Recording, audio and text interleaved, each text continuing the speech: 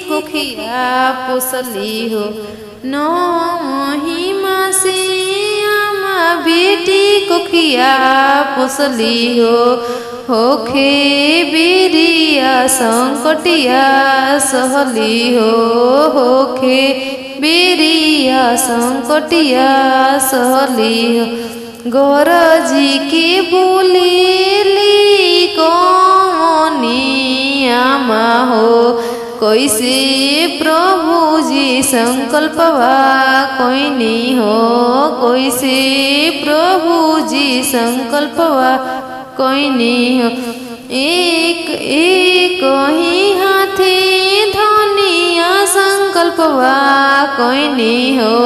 दूसर हाथे नवा पुछनी हो। दूसर हाथे नवा पुछनी हो। ओइसे ओइसे धनिया संकल्पवा कोई नहीं हो। ओइसे ओइसे धनिया संकल्पवा कोई नहीं हो। भोर ही भइले कोई लर बोले लगली हो। भोर ही भइले कोई लर बोले लगली हो। चिड़ैया बोलिया बोले लगली हो। चिड़ैया बोलिया बोले लगली हो। करावाऊ तोरी बोलले कौनी दुल्हा हो। करावाऊ तोरी बोलले कौनी दुल्हा हो। उठी सासू जी विदैया करी हो। उठी सासू जी विदैया करी। आता ना बोचनिया सुनी लिहली हो। आता ना बोचनिया सुनी लिहली हो। दोनों नैना निरवा ढरे हो। दोनों नैना निरवा ढरे हो। कतना जतन से धियावा पोसले रही हो। कैसे बाबू विदैया करी हो।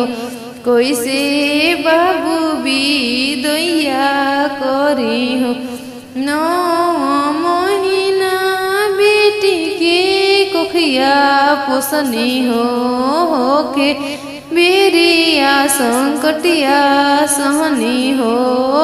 के बेरिया संकटिया सहनी हो। और जैसे बोलेली कौनी चाची हो।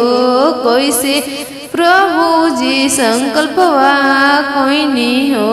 कैसे प्रभु जी संकल्पवा कोई नहीं हो। एक हाथे धनिया संकल्पवा कोई नहीं हो। दूसर हाथे नवा पुछनी हो। दूसर हाथे नवा पुछनी हो। भोर ही भइले कोई लर बोले लगली हो।